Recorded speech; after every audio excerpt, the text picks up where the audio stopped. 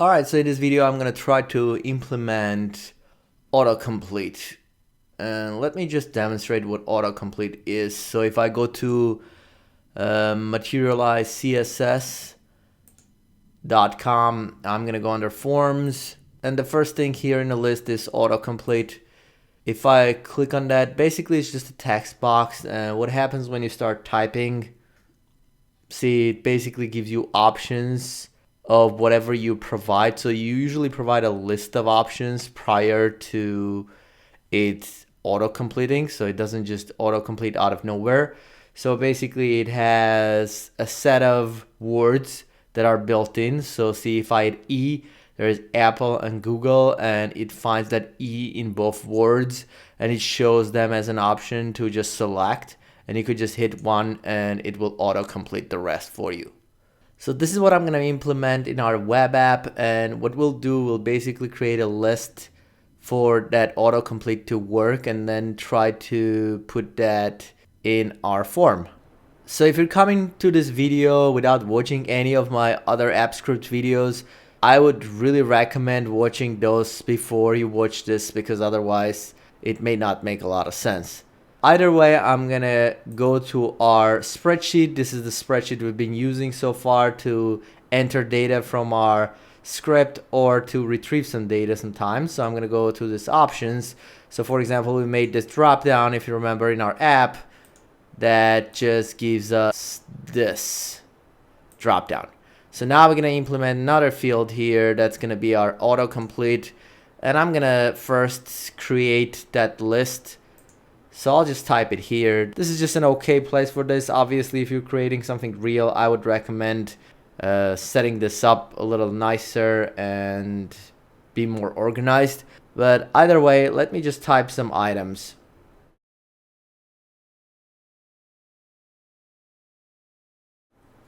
Doesn't really matter. The whole point, these are some words that are going to be suggested to our user when they start typing in that autocomplete box. So what I'm going to have to do, I'm going to have to go to my web app. And first of all, let me just copy this, which is going to be basically our field. Now our field is really just this part, this div element right here. The rest is the structure of the row and the columns. Let me go to our app and see what we had as a structure. So I'm going to go here, open our page. So the page that we have, I think that's this one, page C HTML. So we have so far first name, last name, and then we did this other fields, which is these two, and then zip code estimate. So let's find those, which is this one. So I'm just gonna copy the structure of a row, move this down a couple of lines, paste it, which is gonna be the new row for my new fields. And I don't really need this anymore. I'll just keep the column anyways, because I assume we're probably gonna use this spot for something else. I'm just gonna remove our text fields. So we have this 6 and 6, half and half, 2 columns, and it's an input field. And if I go back to Materialize, you can see this part is pretty much identical, only this one says 12 to go through the whole space. I'm just gonna do 6 to do half. So what I do need is this part. I'm gonna copy that, go back to my HTML and paste this inside of this first column of the structure. So that's good. Close that, save it, just to see what this looks like so far. Let me refresh this. So we have this thing, it says autocomplete right in a box, right? And we have this icon on the left. So instead of saying autocomplete, maybe we'll say your favorite function or something, really. So that's going to be whatever the user is going to see. So I'm going to save that. If I refresh, now this should say your favorite function. So that's going to be whatever you ask your user. Now what I want to happen, I want our user to go here and start typing the function. If they type like lookup or V or something, I want that option to show up from this list. Maybe we'll change this icon later on too. But for now, that's fine. So I'm going to go back. Let's look at Materialize documentation here really quickly. So I may need to change this ID from whatever ID it is. We could keep the same, but probably best to change this. So this ID, instead of saying autocomplete, I'll say fav function. And that same thing should show up for this 4. That's good. The rest is fine as is, I guess. So let's go back to our documentation and see exactly how we use this. All right, so here to get it to work, this is the code. We need to initialize that autocomplete element, and then what do we do here? We take that, and when the page is ready, oh, this is just a jQuery version of that. This is our data. See, it says here is the data we're gonna give that box to autocomplete. This is where we set Apple, Microsoft, Google, and if you pay attention, this is basically like an object, and it's an object with key, and the value is either null, or you can also give like a picture as a second thing, and that picture is, which one has a picture here? Google. So if I type here, for example, Google, see it has this like gray thing on the right, which could be a nicer picture obviously, but you can also do that picture. We're gonna skip that whole picture thing. We'll just do the words. So basically we just need something that's gonna be an object, which is gonna be the word, and then null, word null, word null. So we have to get it from our spreadsheet. We have to get all of these and make that happen. So to do that, let's go to our application, get to our functions, and create a new function. So we're gonna call this get words. I guess that's as good as any. So we'll do something like this. And in this function, we need to do what? We need to connect to our spreadsheet again, which we've done multiple times here. I'm just gonna copy from our previous code. So basically we need to get, what was the tab name? Options. Let's see if we already have one that works with options and use that. And if we don't, that's fine. We probably do, it's probably just in a different place here. So I'm just gonna copy this, maybe this too, and then we'll go to our function, paste that code. So generally speaking, we get our spreadsheet and open that spreadsheet by the URL, and we set that URL, if you remember, in our main code. And then we need to get the right spreadsheet from this, and the spreadsheet is called options. So I'm gonna do that, and that will be our worksheet, WS worksheet short for that. And then we need to go to that worksheet, get range, and we need to get this range of values. And we're gonna get that range from here through here. So we need to get this cell, and basically we need to grab this range of information right here. So we'll do that by going back here. That's the first row, third column. That's where we start. That's the starting cell. Then I'm gonna say get data region, and that should basically go to that 1-3, that's this cell, and get this region. And because there's a blank area here, blank area here, that should get this region as a range. And because it's a range, we should be able to just get values out of that, and that will be saved in this data variable right here. Okay, so now that we have that, that should be our data. Now that data is gonna come as an array. So let's just test this to make sure it works first of all. log that data, and we'll just run this function to see what we get. Okay, let's check it out. So there it is. That's basically an array of arrays, which is what you would expect getting data from our spreadsheet. But what we need is not this. What we need, if you remember in our Materialize, is an object that basically has these properties. Okay, so we need to convert that to an object. For that, we're gonna create the object. So I'll do var options. That's what I'm gonna call the object. I'm gonna say it equals to an empty object initially. Now I need to loop through this array, our data array. So I'm gonna do data dot for each. That's an array, so we can use our for each method, and that will accept a callback function.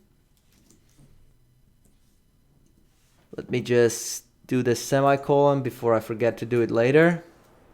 That's good. We have this to make it nice. This is gonna accept our parameters, so that's basically each time it's gonna be one of those elements.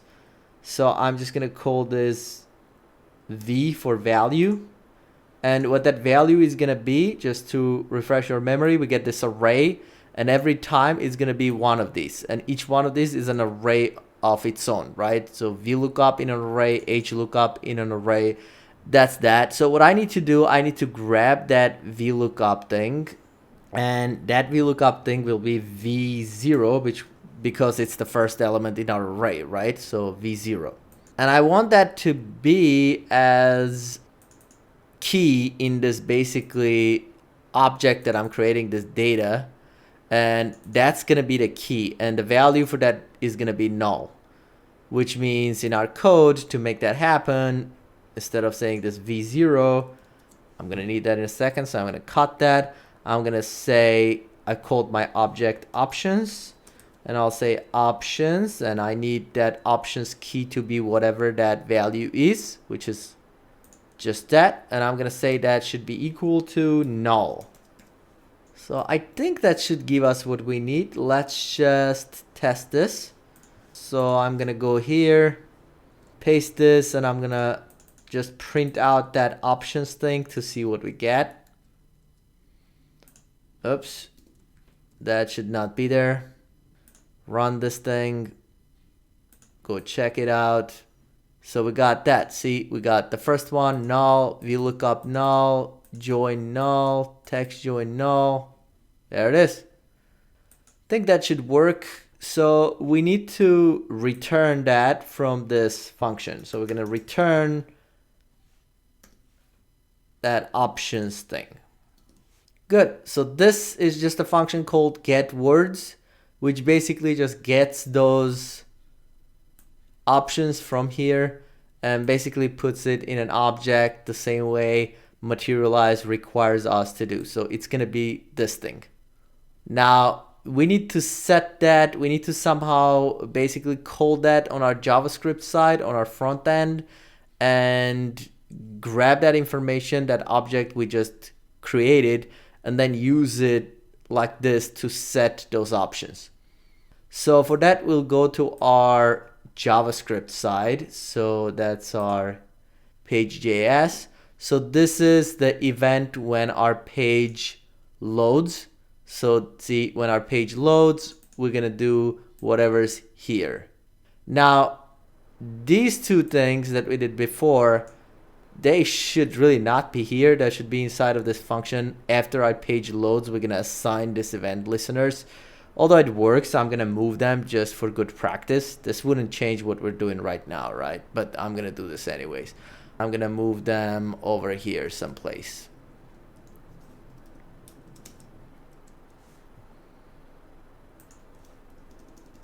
Okay, so as usual with this editor, a lot of headaches with spacing things the way they're supposed to be, but anyways. So now we have that function we need to run. So what we're going to do, we're going to do that run thing. with our script. So we're going to do Google again .script .run. The function we're going to run is that function that we just made. So I don't remember what I called it. There it is, get words. Gonna copy and paste that. That's the function I need to run. Now I want to run that function, and when I run that function, if you remember, that function is going to return that object that I made. So because it's gonna return something, I have to use this with success handler to be able to handle the information it brings back. So I'm gonna do that with success handler thing, and when that is successful and that information is returned, it's gonna return it to this function, whatever we provide here, which is what we're gonna create. Obviously, we made this other function for our other case to populate dates. Now we're gonna do populate words, I guess. Now we don't have that function, which means you have to create that function. So I'm gonna go here and do function, and we're gonna choose that. I'm gonna copy and paste because I have a feeling I'm gonna mistype that. Okay, send this to a new line, and this function is gonna accept a parameter. I'm gonna say words. That parameter is gonna be the object. So let's just recap what happened here really quickly. So what's gonna happen, this is our event listener for our page load. When the page loads, it's gonna run whatever's in here, inside of this curly brackets. And it already had some things like all this stuff above. It was all the other stuff we used to do before, so it's not really connected to what we're doing right now. So really the part we care about, when the page loads here, it's gonna run this. And when it runs this, it's gonna run that function get words, which is that function we made over here. And this function is gonna return this options, which is an object.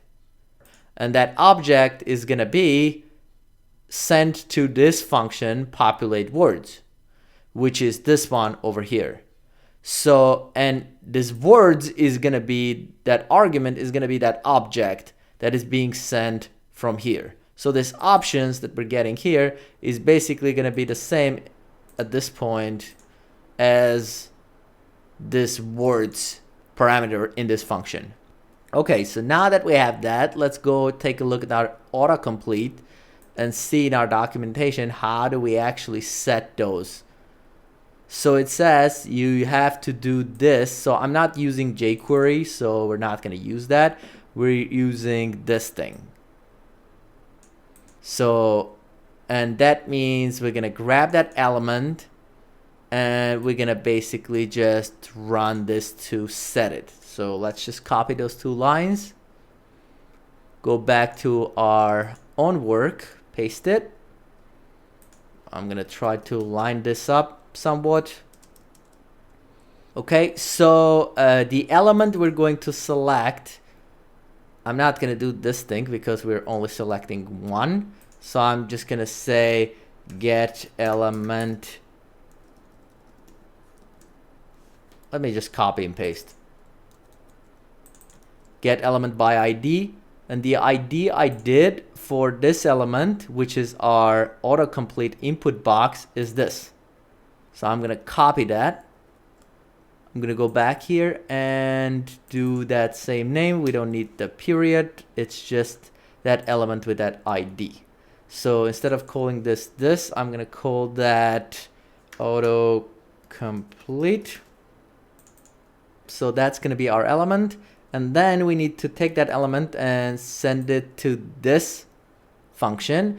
And we have to provide it with some options. And that option should probably include those words. So let's see what that options is supposed to be like. Is it just going to be this object that data is that? Probably. Let's just take a look here. See, these are the options. And yeah, so it says basically it's an options and we can set data to be whatever we want it to be. So my assumption is if I just copy all of that, which is basically an object with data in it. So let's just, I'm just going to type it because it's going to make it messy. So I'm going to just make an object. It seems like we should send an object. and that object has data as one of the keys, and that should be whatever that thing is, our options, which means it seems like we should just be able to do data should be that words, which is this. All right, so I'm gonna save this. Let's see what happens. So I'm gonna go back here, refresh. It says your favorite function. See, I typed L. It gives me VLOOKUP and HLOOKUP. Excellent. I click on this. It's gonna auto-complete it. Let's try a different one. There it is. Join and text join, they show up. And the way this should work, if we go back and add more words, let's do a couple of more functions. Some ifs, count ifs. I'm gonna go back to my app. I'm gonna refresh this so we get those new entries. Let's try this. Excellent, works for VLOOKUP. Let's try new ones. So if it gives me like some ifs, count ifs, and I can do like some. See, we get that. Excellent, so it works. So it's gonna ask for the function, we're gonna type it, it's gonna work with our autocomplete, and if we clear it, it goes back to this. Great, so if you watched my other videos, if you want to change this icon, you probably already know how to do it. You'll just go here, see we have this HTML. That HTML basically, this says text SMS, which means we're gonna go here and find our icons.